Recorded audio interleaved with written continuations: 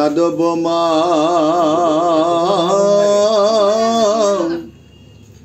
ধব জনাৰ্দন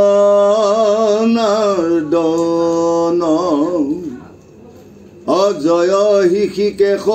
সদা শিৱ সনাতন প্ৰণত তাৰণ নাৰায়ণ নিৰাকাৰ কৃষ্ণৰ চৰণে কোটি কোটি নমস্কাৰ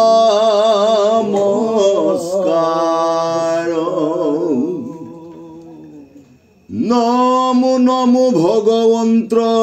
ভকতৰ নিধি হৰি কস্মৰণে আৰম্ভৰ হৌক সিদ্ধি মহাভাগৱত কথা দশম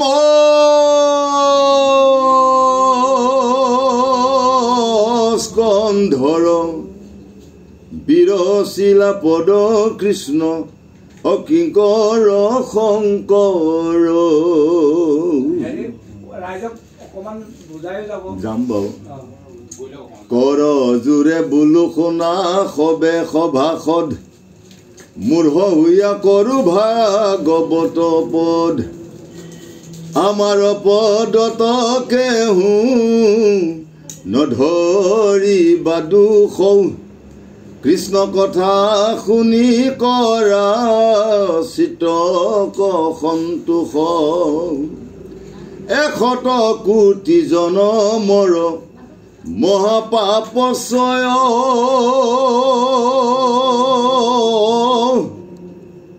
যিটো মনুষ্যৰ নিৰন্তৰে ভয় লক্ষয় অৰাম শিশিজনে কৃষ্ণ কথা শুনি বাক পাৰে পাপীৰ কাণত পাপে খুচি হেন তাৰে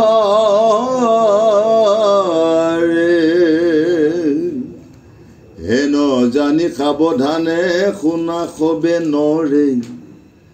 নাই ধৰ্ম কৃষ্ণ কথা শ্ৰৱণত পৰে তপ জপ যজ্ঞ মহা দান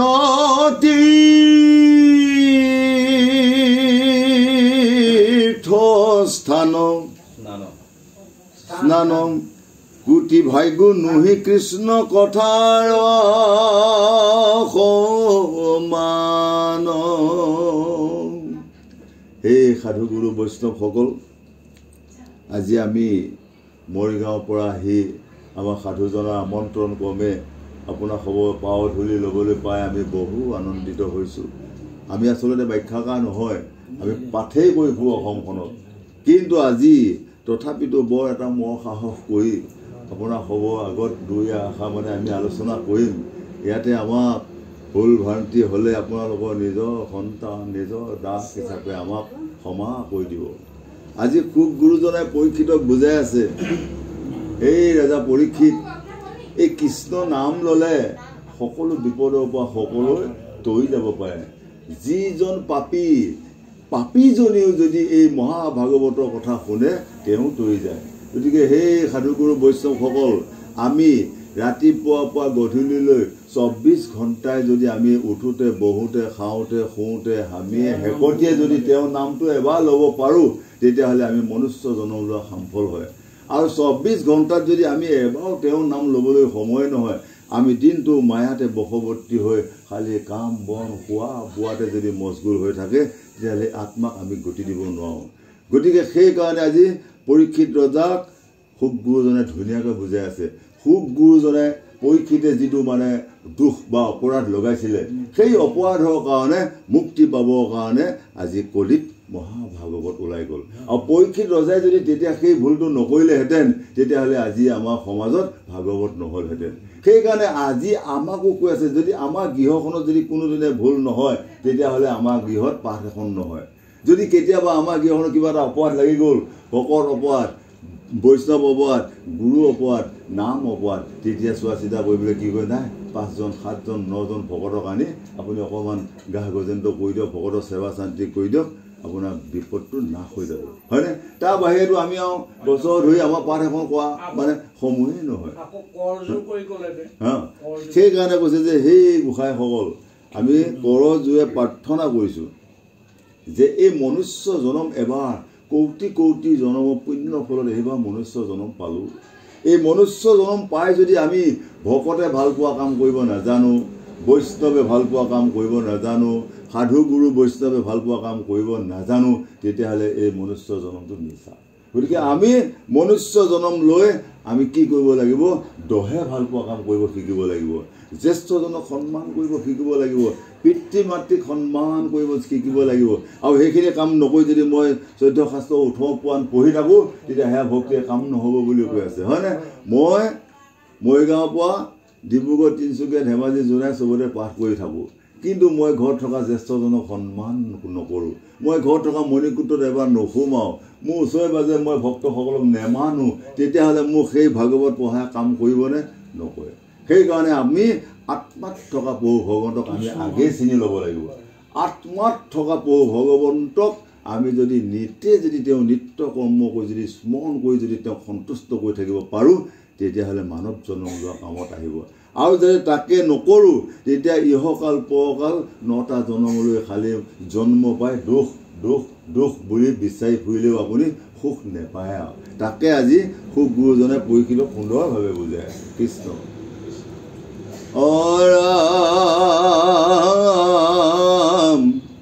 পৰীক্ষিত নিপে পাছে পুচন্ত সুকত চন্দ্ৰ সূৰ্য বংশৰক হিলা কথা যত এপাছে নাৰায়ণে যদু বংশে বতৰি কহিও কেন কৰ্ম কৰিল হৰি মহাজ্ঞানী গণে যাক গাৱে অবিশ্ৰাম সংসাৰৰ ঔষধ কৰ্ণৰো অভিৰাম হেন কৃষ্ণ কথা নুশু নিব কোন নৰে একে পাপী মহাপাপী আত্মাঘাতে পাতকিত পৰে ইয়াতে আমাক কৈছে যে সেই পৰীক্ষিতে শুকক কৈ আছে সেই শুক গুৰুজনা আপুনি চন্দ্ৰবংশ সূৰ্য বংশ কথা ক'লে কিন্তু ইয়াতেতো আমাৰ 3টা বংশৰ কথা আছে চন্দ্ৰবংশ সূৰ্য বংশ আৰু মনু বংশ আমি নসকল ক'ৰ পৰা আহিছোঁ মনু বংশৰ পৰা হয় আমি প্ৰথম স্বয়ংভুৱ মনু আৰু শতৰূপা পোৱা 2জন পুত্ৰ আৰু 3গৰাকী কন্যা হৈছিলে হয়নে উত্তানপাদ ৰজা আৰু এজন আছিলে তাৰপিছতে আকৌ তেওঁলোকৰ কন্যা হ'ল আকুতি প্ৰসূতি দেৱহূতি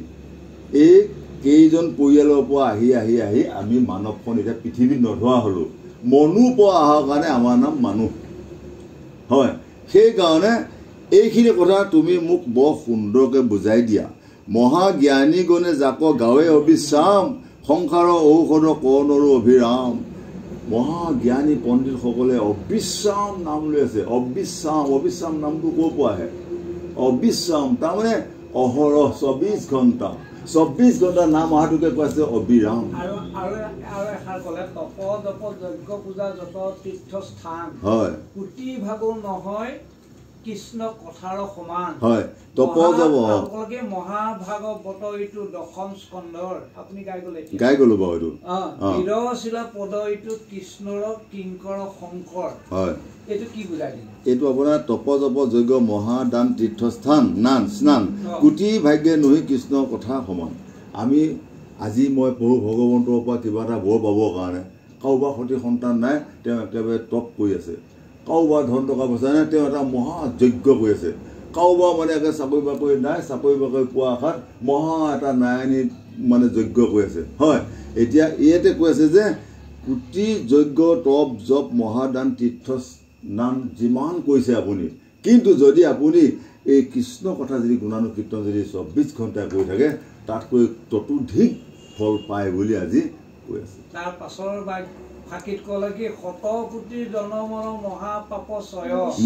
সিটো মনুষ্যৰ হইল নিৰন্তৰে ক্ষয়। হয়, 100 কোটি জনমৰ মহাপাপ ছয় যিটো মনুষ্যই নিৰন্তৰে ভৈল ক্ষয়। 100 কোটি বা আমি জনম লৈ আছো, এইবাৰ আহিছোঁ মানুহ পালোঁ, ইয়াৰ পাছত ইয়াৰ আগত বা 84 লক্ষ বা আমি জনম পাইছোঁ, কোনোবাই কিনি পাইছোঁ এদিনতে মৰিলোঁ, কোনোবাই মানে গাহৰি হ'লোঁ 6 মাহৰ পিছত মানুহে কাটি খালে, কোনোবাই মুৰ্গী পালে, কোনোবাই হাঁহ পালে, কোনোবাই ছাগলী পালে, এনেকৈ গৈ গৈ গৈ গৈ গৈ 100 কোটি বা মানে 84 লক্ষ বা জনী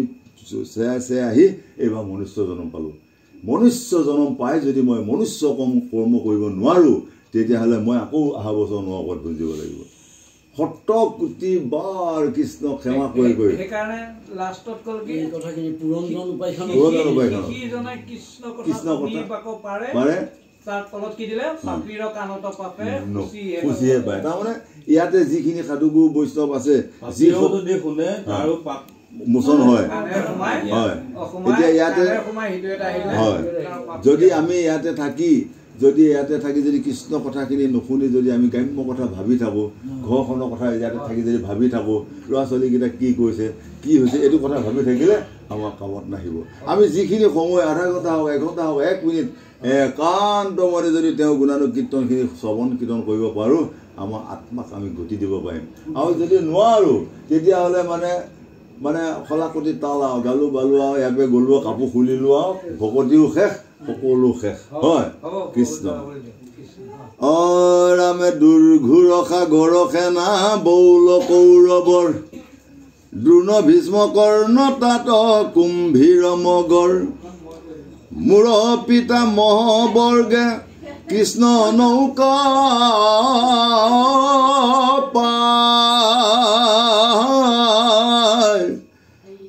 লীলায়ে তৰিলা তাক গুসু জপৰাই মূৰ দেহা দহিলে দু নিৰব্ৰহ্মৰে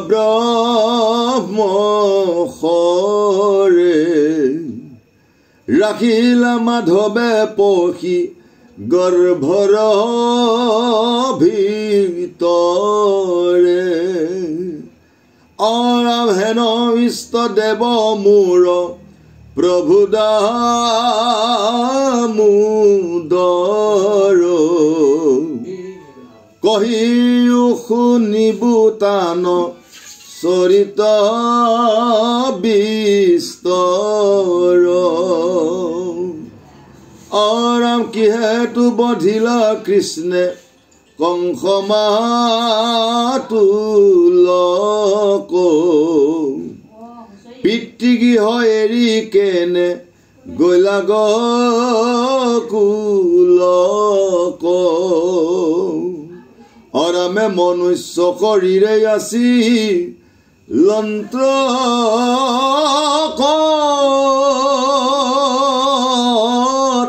মানে বিষ্ণু বংশ সহিতে বন চিলা কোন থানে। এতিয়া পৰীক্ষিতে গুৰুজনাক সুধি আছে যে সেই গুৰুজনা, মই যেতিয়া আই গৰ্ভত আছিলোঁ তেতিয়া মানে অস্বস্থ মাহ হয় মোক মানে শেষ কৰিব ওলাইছিলে, মই তাতেই প্ৰাণ গৈছিলে, কিন্তু তোমাৰ কৃপাই তোমাৰ সকলোখিনি কৃপাত মই আকৌ জীয়াই উঠিলোঁ। সেইকাৰণে পৰীক্ষিত তেওঁৰ আন এটা নাম পৰীক্ষিত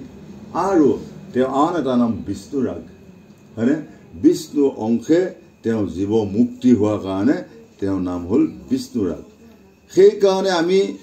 মনুষ্য শৰীৰে আছিলন্ত কত মানে বিষ্ণু বংশ সহিতে বঞ্চিলা কোনো থানে। সেইকাৰণে প্ৰভু ভগৱন্ত দৈৱকী উদৰত জন্ম হৈ মথুৰাত জন্ম হৈ আকৌ তেওঁ গোকুলত যাবলগীয়া হ'ল হয়নে গোকুলত গৈ তেওঁ যে ভগৱন্ত ৰূপে অৱতাৰ হৈছে নৰসকলৰ মাজত বুজাই দিয়াৰ কাৰণে লীলাৰ কাৰণে তেওঁ গোকুলত গৈ দুষ্টক দমন শান্তক পালনৰ অৰ্থে তাত আছিলে গৈ হয়নে আজি আমিও যদি আমি দুষ্টসকলক দেখা পাওঁ আমি সন্তসকলক পলাব লাগে আমি এইফালে গৈ আছো যে এইটোত মানে বহুত বেয়া কাম চলি আছে আমি সিটো পাকে গৈ মানে পাৰ হৈ যাব লাগে তেওঁলোকক যদি আমি যুদ্ধ লাগি আছে তাতে যদি ওলাই যাওঁ গৈ মহা সাধুসকলো তেওঁলোকৰ পৰা অপদস্থ হয় গতিকে সেইকাৰণে কৃষ্ণই তেওঁলোকৰ পৰা আঁতৰ হৈ ধুনীয়াকৈ মায়া পৰা আঁতৰ গৈ তেওঁলোকে জ্ঞানৰ ঠাইত আছে গৈ হয়নে মথুৰা হ'ল মায়া গোকুলটো হ'ল নিৰ্মায়া হয় গতিকে তাত থাকি তেওঁ প্ৰভু ভগৱন্তই লীলা কৰি মানে ধুনীয়াকৈ চলাইছে গতিকে আমাকো আমাৰ লগতো কৃষ্ণই থাকি আমাক সুন্দৰভাৱে আজি পথ দেখুৱাই আছে আজি মই যদি প্ৰভু ভগৱন্তই যদি মোক তাৰ পৰা মৰিগাঁও পোৱালৈ যদি আজি কৃপা কৰি নানিলে হয় মোৰ সাধ্য নাই হয় মোৰ কলিজা নাই মোৰ দেহত থকা পৰম প্ৰভু ভগৱন্তই মোক কৈ আছে বল বল বল হয় সাধুসংগ ল মই একে সুন্দৰকৈ আহিলোঁ ইয়াৰ কাৰণে আজি মই প্ৰভুজনক আজি মই আশীৰ্বাদ কৰিছোঁ তেওঁ প্ৰভু ভগৱন্তই কৃপা কৰক ঐশ্বৰ্য বিভূতি প্ৰদান কৰক মনৰ বাঞ্ছা পূৰণ কৰক জন্মে জন্মে এনেকৈ সাধু গুৰু বৈষ্ণৱৰ পৰশেৰে তেওঁ ইহকাল পৰকাল সৌভাগ্যৱান হওক বুলি আমি প্ৰভু ভগৱন্তৰ ওচৰত প্ৰাৰ্থনা জনাইছোঁ তেওঁ আমন্ত্ৰণ নকৰা হোৱা হয় আমি আপোনাৰ খবৰ লগ নাপালোঁ হয় সেইকাৰণে আমি এবাৰ মনুষ্য জন্ম লৈ আমি যদি ভকতে ভাল পোৱা কাম কৰিব নোৱাৰোঁ বৈষ্ণৱে ভাল পোৱা কাম কৰিব নোৱাৰোঁ দহে ভাল কাম কৰিব পৰা নোৱাৰোঁ তেতিয়াহ'লে আমি এই মানৱ জন্ম লোৱা একেবাৰে মিছা বুলি আমাক বুজাই আছে অৰাম কতেক ভাৰ জাক বিহাই লন্ত যদুৰাই কহিও কমুনি শুনি বাক শ্ৰদ্ধা যাই হৰি কথা অমৃত পীৰ তজু মুখে নাই সোধা তৃষ্ণা নভা একো দুখে যদি আমি ভগৱন্তই পৰীক্ষিতে যেনেকৈ শুনা নিচিনাকৈ শুনিছিলে তেনেকৈ যদি আমিও আধা ঘণ্টা 1 মিনিট 2 ঘণ্টা যদি পৰীক্ষিতে শুনা নিচিনাকৈ শুনিব পাৰোঁ তেতিয়াহ'লে পৰীক্ষিতে গতি পোৱাৰ দৰে আমিও গতি পাম আৰু যদি আমাৰ শ্ৰদ্ধা নাই ভক্তি নাই আৰু যদি ধৈৰ্য সহ্য নাই তেতিয়াহ'লে গোটেই ৰাতি 7 দিন অখণ্ড ভাগৱত শুনি 7 দিন ব্যাখ্যা ভাগৱত শুনিও আমাৰ আত্মাক আমি গতি দিব নোৱাৰিম যদি আমি শ্ৰদ্ধাভাৱে শুনো তেতিয়াহ'লে আপোনাৰ 1 মিনিট আধা ঘণ্টা আপোনালোকে ভালকৈ লওক সেইখিনি আপোনাৰ কামত আহিব আজি পৰীক্ষিতে 6 ৰাতি 7 দিন গংগা হয় 6 ৰাতি 7 দিন আমাৰ গংগা পৰা তেওঁ সুখে কৈ আছিলে তেওঁ শুনি আছিলে শুনি শুনি শুনি শুনি তেওঁ আত্মাক গতি দিব পাৰিলে হয়নে গতিকে আজি আপোনালোক সবেও এজন পৰীক্ষিত ৰজা আমি খুব গুৰু হিচাপে আপোনালোকক দুআষাৰ কৈ আছোঁ ইয়াতে যদি কোনোবাই দুজনে হয় সঁচাই বুলি যদি কোনোবা এটা জ্ঞান লৈ যাব পাৰে এটা কথা যদি মনত ৰাখিব পাৰে কামত আহি যাব আৰু যদি নহয় এনো কি কৰিছে আৰু বুলি যদি একো নুশুনে তেতিয়াতো আমাৰ কথা নাই হয়নে নহয় ঠিক তেনেকৈহে আমাক আজি বঢ়িয়াকৈ ভাগৱতে বুজাই আছে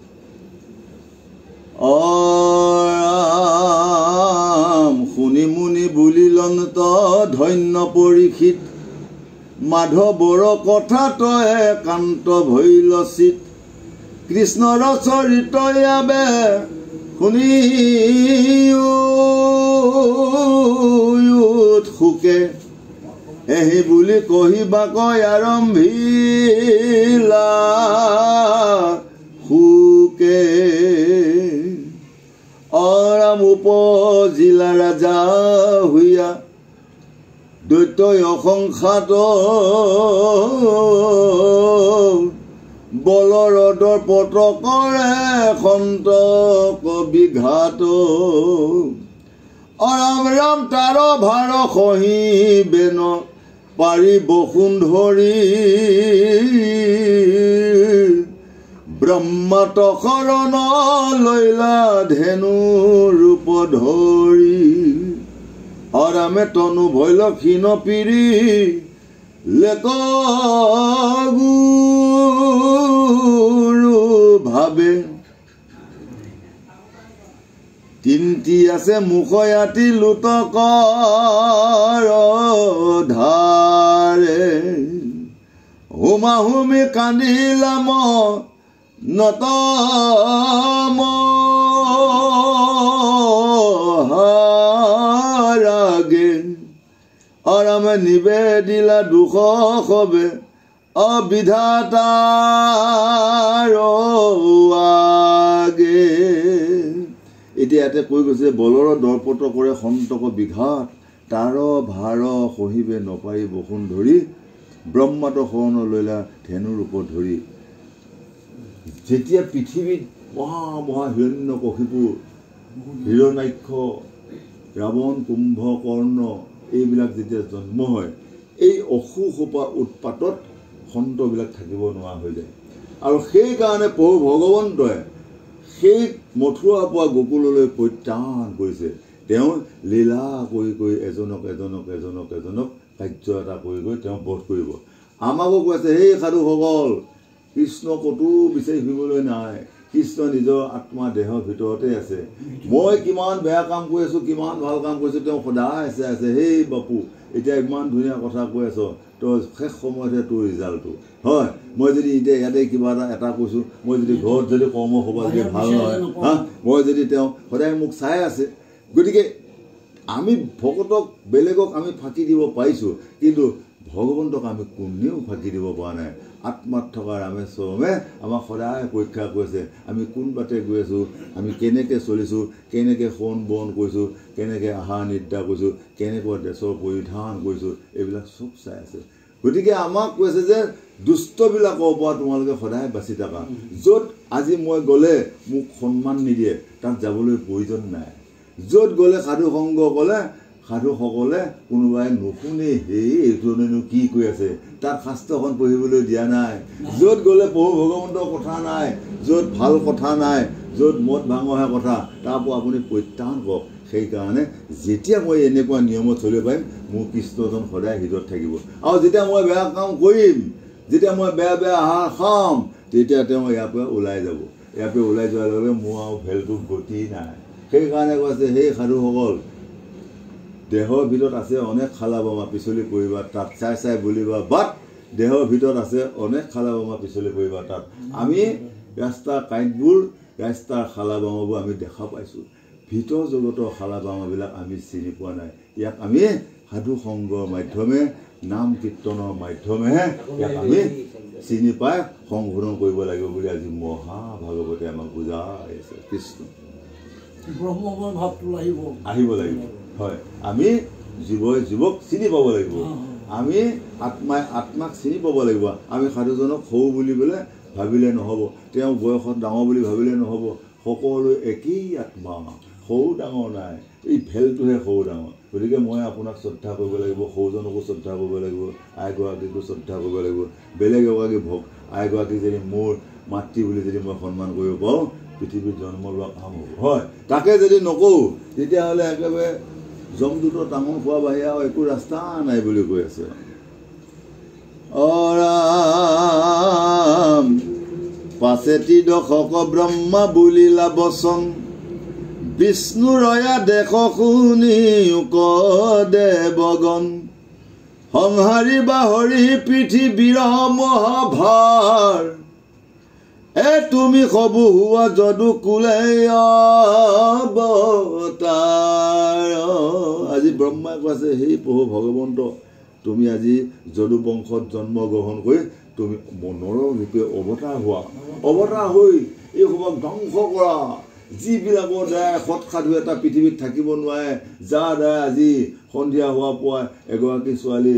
ওলাই গ'লে ঘৰলৈ আহেনে নাহে ঠিক নাই এনেকুৱা দৈত্য ৰাৱণ হিৰণ্যকশিপুৰ একেবাৰে ঠায়ে ঠায়ে আছে হয় লংকাত আপুনি ৰাৱণক বিচাৰি যাবলগীয়া নাই ইয়াতে আমাৰ গাঁৱতে যিজন মহা অহংকাৰী মহা কুৰ্ধালা মহা হিংসকে সেইজনেই ৰাৱণ সেইজনৰ পৰা আপোনালোকে সাৱধানে থাকিব লাগিব সেইজনৰ পৰা আপুনি সদায় চাই চাই চলিব লাগিব নহ'লে কেতিয়াবা অপমান কৰি দিব হয় গতিকে এইসকল ৰাৱণ হিৰণ্যকশিপুৰৰ পৰা আমি আঁতৰ হৈ থাকিব লাগিব গতিকে আমি দেহত থকা যিকেইটা আমাৰ বলীয়া হাতী আছে আপোনাৰ এই হাতীকেইটাক আমি চম্ভালিব লাগিব এই হাতীকেইটাক যদি চম্ভালিব নোৱাৰোঁ সিহঁতে আপুনি 6টা হাতী আপুনি এৰি দিয়ক এই একেবাৰে কল বাগান এখনত সোমাই দিয়ক এপনভাৱে ধুনি ভাঙি খাই শেষ কৰিব হয়নে এই 6টা হাতী হ'ল আপোনাৰ কাম ক্ৰোধ লোভ মোহ মদ মাশ্চৰ্য এইকেইটাক যদি আমি ঠিকমতে চলাব পাৰোঁ তেতিয়াহ'লে আমি আত্মাক গতি দিব পাৰিম আৰু ভাল ভাল বস্তু গ্ৰহণ কৰিব পাৰিম আৰু যদি সেই 6টা হাতীয়ে যদি মোক লৈ যায় তেতিয়াহ'লে কাৰ কি অনিষ্ট কৰিবগৈ তাৰ কোনো ৱাৰ্ডি নাই ক'ৰবাত টাঙন কি খাই যাব লাগিব হৰিব ৰাম বসুদেৱ গৃহত সাক্ষাতে নাৰায়ণ আৰাম উপজীৱাব বৈছে শুনিও দেৱগণ তানে অৰ্থে দিব নাৰী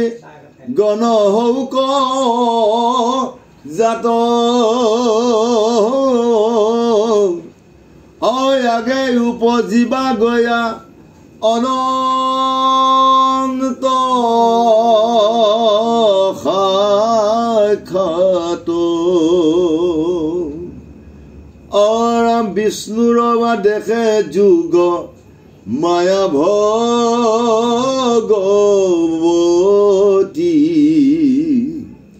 কাৰ্য সাধি বাক প্ৰতি হৈবায়ুতপতি এহি বুলি ব্ৰহ্মা দিয়া দেৱক দেখ তুমি কোৱা চাক বাণী বুলিলা শেষ সন্দিবা তোমাৰ মহা দুখ দেৱ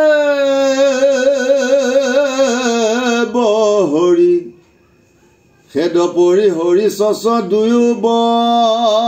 সুন্দৰী এহি বুলি নিজ থানে গৈলা সৃষ্টি কৰে শুনিও ক যেন কথা ভৈল তাত পৰে স্বৰ্গটো অধিক থান মথুৰা নগৰী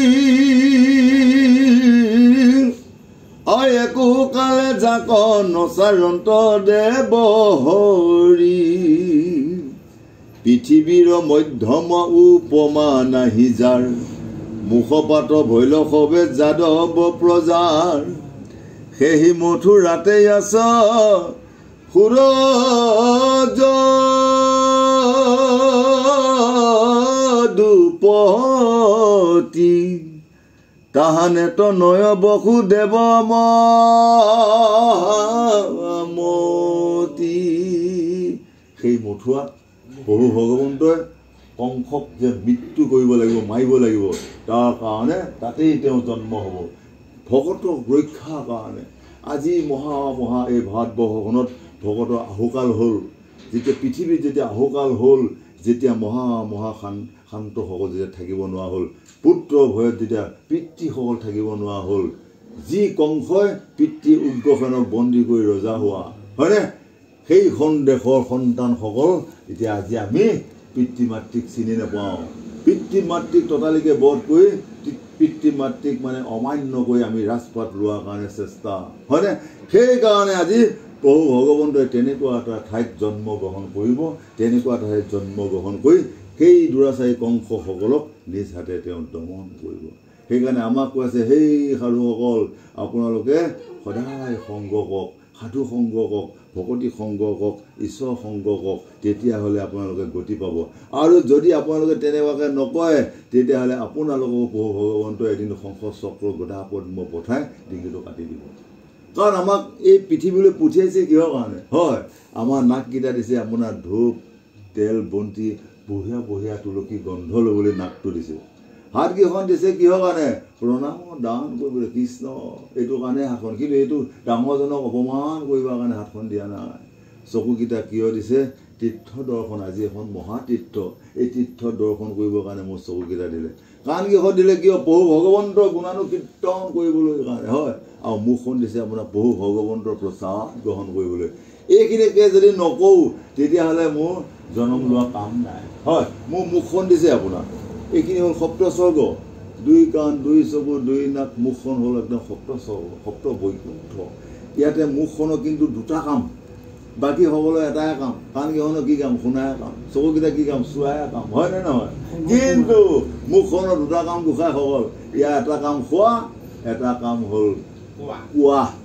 যদি মই মুখখন থাকিল বুলি যদি মই জদাই মদাই যদি আপোনালোকক যদি বাক্য কওঁ মোৰ বাক্যত যদি কোনোবা এজন সাধু গুৰু বৈষ্ণৱে যদি আঘাত পালে ভকতে ভগৱানে দুখ পায়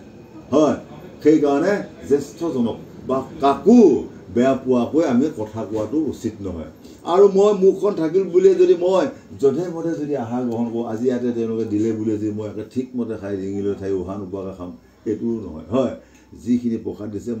মই যিমানৰ প্ৰয়োজন তাতোকৈ অলপমান কমকৈ খায় আপুনি 4 ভাগ আহাৰ ঠাইত আপুনি 2 ভাগ আহাৰ খাওক এভাগ পানীৰ কাৰণে ৰাখক এভাগ বায়ুৰ কাৰণে ৰাখক তেতিয়া আপোনাৰ সুন্দৰকৈ আমাৰ আহাৰটো মানে ধুনীয়াকৈ মানে আপোনাৰ হজমি হৈ যাব আৰু যদি আমি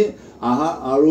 পানী আৰু বায়ু যদি সোমোৱা ঠাই নোথোৱাকৈ যদি আমি গ্ৰহণ কৰোঁ তেতিয়াহ'লে আমি বহু কষ্ট পাওঁ দুখ পাওঁ মানে পেটে গণ্ডগোল হৈ থাকিব সেইকাৰণে আমি চাইহে আমি কৰ্মটো কৰা আজি উচিত বুলি আজি সুখ গুৰুজনাই পৰীক্ষিতক বুজাই আছে সুখে পৰীক্ষিতক বুজাই থকা মানে আজি আমাৰ সকলোকে কৈ আছে মূল ভূমেশ্বৰে পঞ্চটা ভূতে আমাৰ দেহটো গঠিত হৈ আছে হয় এই পঞ্চটা ভূত যেতিয়া আমাৰ প্ৰভু ভগৱন্তই দিয়া বস্তুটো যেতিয়া এদিন গুচি যাব এই পঞ্চটা ভূতৰ কোনো কাম নাই হয় কোনোবাই নৈত উটাই দিব পাৰে কোনোবাই ভস্মীভূত কৰি চিতাত জ্বলাই দিব পাৰে কোনোবাই গাঁত খানি পুতি থ'ব পাৰে এনেকুৱা এটা আমাৰ নতনো দেহা এই দেহাটোক লৈ আপোনালোকে কোনোদিনে কেতিয়াও গৌৰৱ অহংকাৰ নকৰিব হয় আজি প্ৰভু ভগৱন্তই যদি কৃপা আমাক নকৰে ইয়াতে হয়তো প্ৰাণবায়ী গুচিও যাব পাৰে কোনো ঠিক নাই কচুপাতৰ পানী দয় হয় নে নহয় সেইকাৰণে প্ৰতিমা পাণ্ডে গাইছিলে একবাৰ হৰি বল মন ৰচনা মানৱ দেহে গৈৰৱ কৈৰহনা মানৱ দেহে মাটিৰ ভাণ্ড ভাগিলে হবে খণ্ড খণ্ড ভাগিলে দেহা জোহৰা দিবে না একবাৰ হৰি বল মন বাৰে বাৰ বেলা ডুবিলে হবে অন্ধকাৰ যেতিয়া মোৰ বেলাটো ডুবিব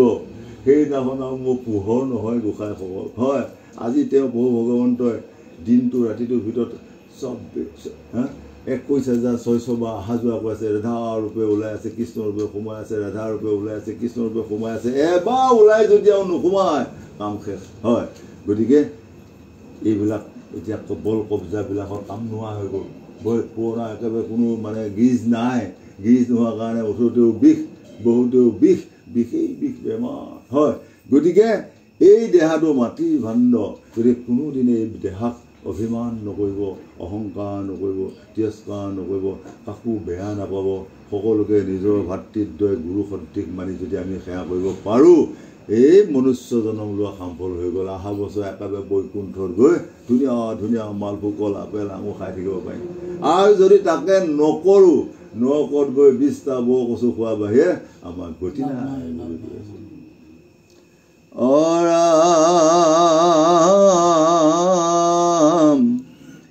বেহি যায় সুবৰ্ণৰ ৰথ একশত মৃদংগ গোমুখ শংখ বাৱে নানামত ঘোঁৰা ডকাই যাই কংস চৰিয়া বলত শুনিলাবা কাশী বাণী জাহান্তে পথত জাকলৈ জাক কংস শুনৰে অজ্ঞান এহিৰ অষ্টম পুতে তোৰলৈ বে প্ৰাণ যেতিয়া নিজৰ ভনীয়েক দৈৱকীক যেতিয়া মানে বসুদেৱলৈ বিয়া দিছে বিয়াখন দি মানে যেতিয়া মানে বসুদেৱে ঘৈণীয়েকক লৈ গৈ আছে নিজে কংসই ৰথ নি তেওঁক মানে আগুৱাই থ'বলৈ গৈ আছে কিছু দূৰ যোৱাৰ পিছত দৈৱবাণী হৈ আছে হেই কংস তই যাক নি আছ বন্ধু বুলি তাৰ অষ্টম পুত্ৰ হাতত মৃত্যু আছে হয়নে গোসাঁই সেই বুলি কোৱাৰ লগে লগে তেওঁ একেবাৰে ত্ৰিভুৱন একদম ৰূপ বেলেগ হ'ল তেতিয়া লগে লগে ভনীয়েকক চুলিত ধৰি মানে একেবাৰে বধ কৰিয়ে এতিয়া হয় কত তুতি মিনতিও প্ৰভু ৰজগুণটো অঁতৰাব লাগে এই ৰজগুণটো আমাৰ সদায় এতিয়া আমি এতিয়া ৰজগুণ আমি এতিয়া সদায় যদি খোৱা বোৱা একদম ৰাতি ভালকৈ খাব লাগে কালি ভালকৈ খাব লাগে ইয়াতে যদি থকা যায় ৰজগুণ তমগুণ যদি ত্যাগ কৰিব পৰা নাযায় তেতিয়াহ'লে আমাৰ কোনো তেতিয়া শান্তি নাই সেইটোৱে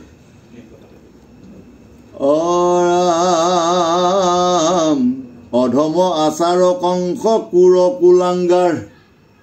বসুদেৱে দেখয় দৈৱ কিৰে চিন্তামান উপখানিত কৰি তাংক বুলিল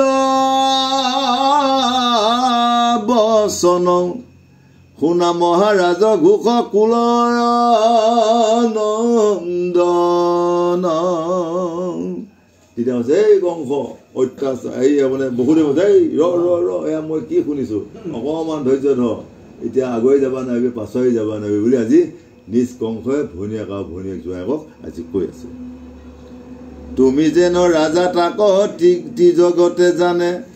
তোমাৰ গুণ কবিৰ সকলে বখানে কোনখতে ইহা নচিন্তিবে খোজামাৰ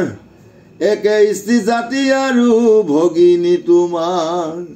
তমনে আচৰৈ পাপ মৰণ ভয়তে জন্তুৰ উপজয় মৃত্যু দেহাৰ লগতে এই আজি মৃত্যু হক নুহি হতে অন্তৰে অৱশ্য মৰণে আছে সবে জগতৰে দেখিছেনে তেতিয়া নিজে কৈছে যে আজি তোৰ ৰেহাই নাই কাৰণ তই যদি বিয়া হৈ যদি তাৰ লগত গুচি যা তোৰ সন্তান হ'বই আৰু সন্তান হোৱাৰ পিছত তোৰ অষ্টম পুত্ৰ তেওঁৰ হাতত মোৰ মৃত্যু আছে গতিকে তোক যদি আজি মাৰি থৈ দিওঁ তোৰ সন্তান নহয় আৰু তোৰ সন্তান নহ'লে মোৰ মন নাই মই অজৰ অমৰ গতিকে তোক মানে এইখিনিতে আজি শিৰচ্ছেদে কৰিম আৰু বুলি মানে কৈছে কিন্তু মানে দৈৱকীয়ে তুতি কৈছে যে সেই দাদা স্ত্ৰী জাতি বৰ দয়াশীল জাতি এজন পুৰুষৰ লগত নিজৰ ভাই ককাই এৰি আন এজন পুৰুষৰ লগত সংযোগ হয় ইয়াত যিটো আশা আকাংক্ষা এইবিলাক যদি তুমি শিৰচ্ছেদ কৰা তেতিয়াহ'লে এইটো ইহকালে পৰকালে তুমি বৰ দুখত ভুগিবা এনেকৈ কৈ ককাকক বুজাই আছে কিন্তু নাই তেওঁ এতিয়ালৈ বুজা নাই দৈৱ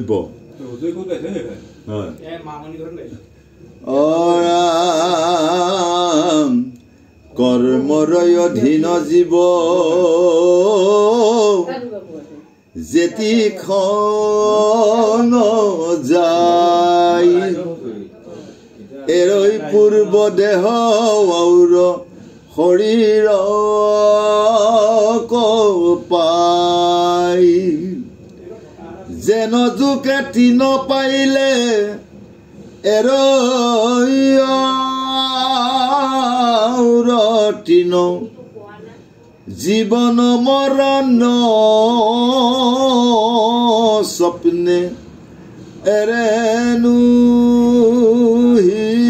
ভিন যিটো জনে কুশলক চিন্তে আপোনাৰ হেন জানি দ্ৰোহনি চিন্তিবা কেৱে কাৰ ইহপৰ লোকে নাহি দুহিৰ কল্যাণ বিস্তৰ কহিব কিবা তুমি সৰ্বজান তোমাৰে সে কনিষ্ঠ ভগনী জীৱ প্ৰায় হেন জানি আংক কাটি বাক নোযোৱাই সমীউক ৰাজা তুমি দিন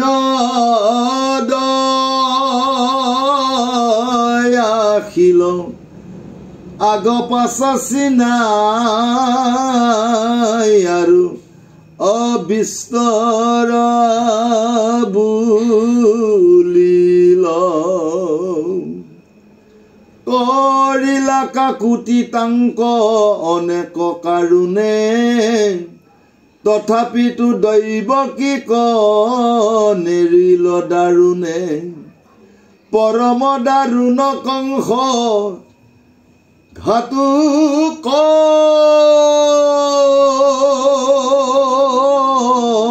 পৰাই দেখি বসুদেৱে দুনে চিন্তিলা উপায় দৈৱকী নিজৰ ভনীয়েকে নিজৰ ককায়েকক কৰজোৰে প্ৰাৰ্থনা কৰি আছে, হে দাদা তুমি এইখন দেশৰ ৰজা, তুমি ৰজা হৈ যদি প্ৰজাৰ কথা চিন্তা নকৰা, তুমি দাদা হৈ যদি ভণ্টিৰ কথা চিন্তা নকৰা, তুমি যদি মোৰ নিচিনা অভাগী নাৰী এগৰাকীৰ কথা যদি চিন্তা নকৰা, তেতিয়াহ'লে পৃথিৱীখন কি হৈ যাব। গতিকে তুমি সকলো দুখ সম্বন কৰি তুমি মোক মুক্তি দিয়া, কাৰণ বহু জনমৰ পুণ্যৰ ফলত মই তপস্যা কৰি কৰি তেওঁক মই স্বামী হিচাপে মই আজি বৰণ কৰিছোঁ, আৰু তোমালোকেও তেওঁকে সম্বৰণ কৰাইছা। এতিয়া স্বামী আৰু স্ত্ৰীৰ মাজত যিটো সংযোগ, এই সংযোগটো যদি নোহোৱাকৈ যদি তুমি মোক বধ কৰা, এই পাপে তোমাক খুলি খুলি খাব। গতিকে তুমি কোনোদিনে এই পাপৰ পৰা মুক্তি নোপোৱা। এই বুলি কৰুণাৰ্তনাদ কৰি আছে যদিও কংসই কোনো কাৰণত মান্তি হোৱা নাই বুলি আজি আমাক বুজাই আছে। অৰাম যাবে বল বৃদ্ধি থাকে থিৰ কৰি মন, মৃত্যু কতৰিবে লাগি কৰিব যতন, পুত্ৰকৰ পিবু বুলি কংস নিপতি কওঁ, ইহাৰ হাতৰ এৰাও দৈব কি কিবা দৈব কিৰগৰ্ভে পুত্ৰ নোপজয়, কিবা কংস মৰি আগে যাই জমালয়, কংসু যেবে নমৰয় পুত্ৰ জাত, তাৰে হাতে হৈ কিবা বাৰে কন্ধ পাত, কোনে বুজিবে ক বিপৰীত দৈৱ গতি, হেন পৰামৰিষ কৰিয়া মহামতি, দহে অন্তৰ্গতে মন মুখত হাসন্ত, ঘাতুকক ঘক হেন শুনাই বুলি লন্ত্ৰ, শুনিলা ৰাজা যেন আকাশী বচন, দৈৱকীত হনতে নাহি তোমাৰ মৰণ,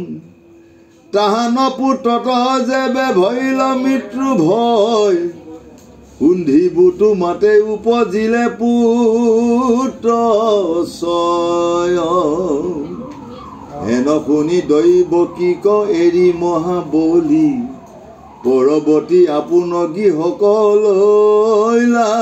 চলি, দেখি বসুদেৱ মনে মহাতুষ্ট ভৈলা, ভাৰ্যাৰে সহিতে নিজ মন্দিৰ গৈলা। যেতিয়া প্ৰভু ভগৱন্তই আকাশবাণী কৈ দিলে, সেই কংস তুমি কোনো চিন্তা নকৰিবা, তেওঁ পুত্ৰৰে তুমি নমৰিবা, তোমাৰ তেওঁ গৰ্ভত যি পুত্ৰ হ'ব এটা এটাকৈ তোমাকেই অৰ্পণ কৰিব, যিটো সন্তান জন্ম হ'ব হোৱাৰ লগে লগে পালি পঢ়ি আনি তোমাৰ হাতত দিব। আৰু দৈৱকীয়েও তাকে অংগীকাৰ কৰিছে যে সেই দাদা তথাপিতো তুমি নামাৰিবা, আৰু স্বামী স্ত্ৰীৰ যিটো সম্পৰ্ক ইয়াক তুমি বিচ্ছেদ নকৰিবা, মোৰ যি সন্তান হয় প্ৰতিটো সন্তান হোৱাৰ লগে লগে মই তোমাৰ হাতত অৰ্পণ কৰিম। এই কথা শুনি কংস সন্তুষ্ট হৈছে, ঠিক আছে, যদি প্ৰতি সন্তান দিয়াৰ লগে লগে যদি জন্ম হোৱাৰ লগে যদি মোৰ হাতত অৰ্পণ কৰা হয়, তেতিয়াহ'লে মই সেই একেবাৰে মই বাচি গ'লোঁ, মই অজৰ অমৰ। এইখিনি কথা কৈ তেতিয়ালৈকে তেওঁলোকক নিজ মন্দিৰলৈ লৈ আকৌ কংসই লৈ গৈছিল। অৰাম কতোদিন অন্তৰে দৈৱকী মহাধন্যা,